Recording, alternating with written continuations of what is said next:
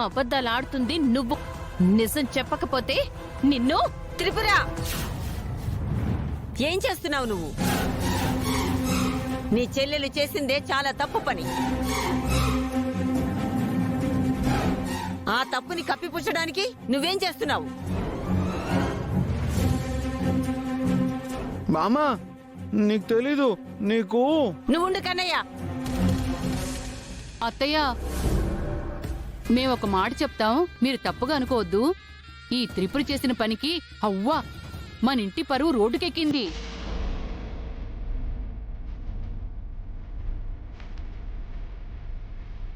ఏమ్మా త్రిపుర, నీ చెల్లెల మీద ప్రేమ ఉండొచ్చు కానీ మరి ఇంత ప్రేమ?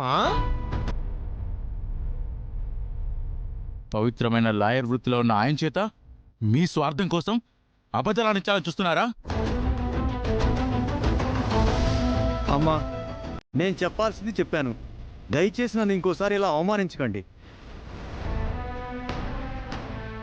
వెళ్ళొస్తానమ్మా.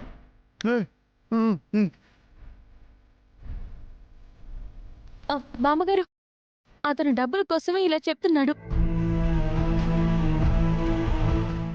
ఎవరో అతన్ని వెనక నుంచి నడిపిస్తున్నారు.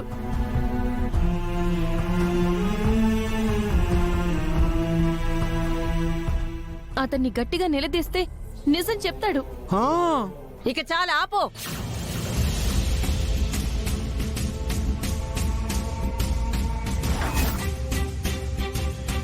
అతను చెప్పాల్సింది చెప్పాడుగా, ఇంకా ఏం నిజం చెప్తాడు? అత్తయ్య, వీళ్ళకి అనుగుణంగా చెప్పలేదు కదా, అందుకే ఇలా మాట్లాడుతుంది. మాకు అనుగుణంగా కాదు, తను నిజమే చెప్పలేదు. ఇక నువ్వు ఆపో. లాయర్ అంతా చెప్పిన తర్వాత కూడా ఇంకా నువ్వు బుకాయిస్తావేంటి? బామా, అతను బ్యాడ్ లాయర్. అతను నిజం చెప్పలేదు. నువ్వు ఉండు నానా.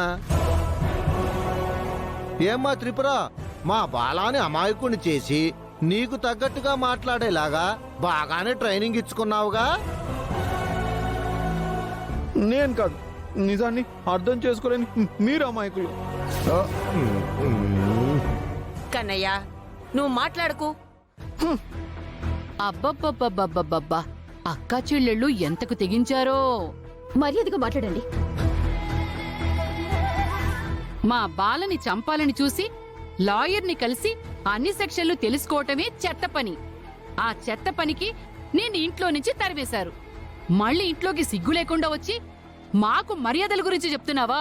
పదవే, పద పద. పిన్ని పిన్ని, వద్దు పిన్ని. గాయత్రిని బయటికి తీసుకెళ్ళు. ఏమనకు. పదవే, పద. చేయలేదు మిమ్మల్ని. అనయ్య, నా మాట వినండి. పిన్ని, గా-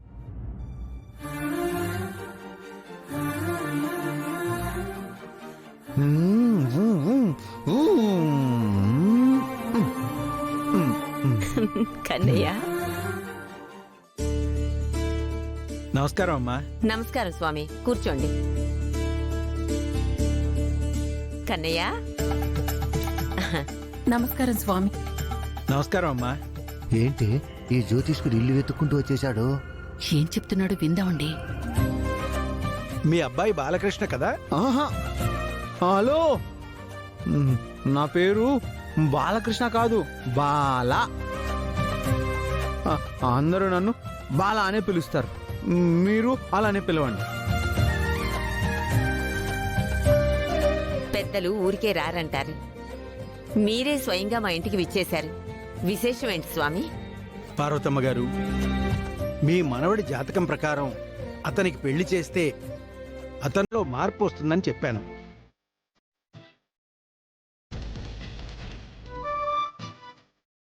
అవును స్వామి, చెప్పారు. మీరు మాతో చెప్పిన రాశి తిథుల్లో పుట్టిన అమ్మాయి కోసం వెతుకుతూనే ఉన్నాం. నాకు తెలిసిన వాళ్ళ అమ్మాయి సంబంధం ఒకటి చూశానమ్మా. ఆ అమ్మాయి నక్షత్రం, రాశి, తిథులు కరెక్ట్గా బావు జాతకానికి సరిపోతాయి.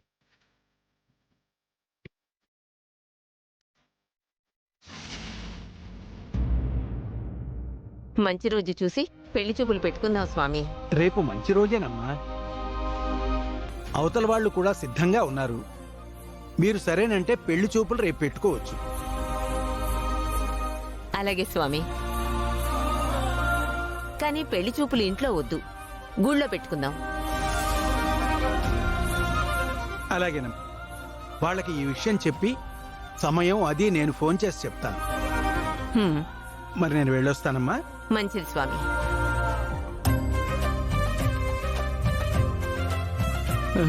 పిన్ని బాబాయ్ నాకు పెళ్లి చూపులంట. నీకు పెళ్లి చూపులు కాదురా, నువ్వు పెళ్లి చూపులు చూడడానికి వెళ్ళాలి. ఆ, అదేలే బాబాయ్, నాకు అన్నీ తెలుసు. అత్తయ్య గారు, మొన్న వాళ్ళు అలా అన్న తర్వాత ఇలాంటి పరిస్థితుల్లో బాలాకి పెళ్ళంటే నాకు భయంగా ఉంది అత్తయ్య. అందరూ ఒకేలా ఉండరు, ఒకేలా ఆలోచించరు. మన కన్నయ్య మామూలు మనిషి అవడానికి మనం ఎన్నో ప్రయత్నాలు చేస్తున్నాం, కానీ మామూలు మనిషి అవటం లేదు. హా? స్వామీజీ చెప్పినట్టు వీడి జాతకానికి తగిన అమ్మాయిని చూసి పెళ్లి చేస్తే ఆ జాతకం ప్రభావం వల్లనైనా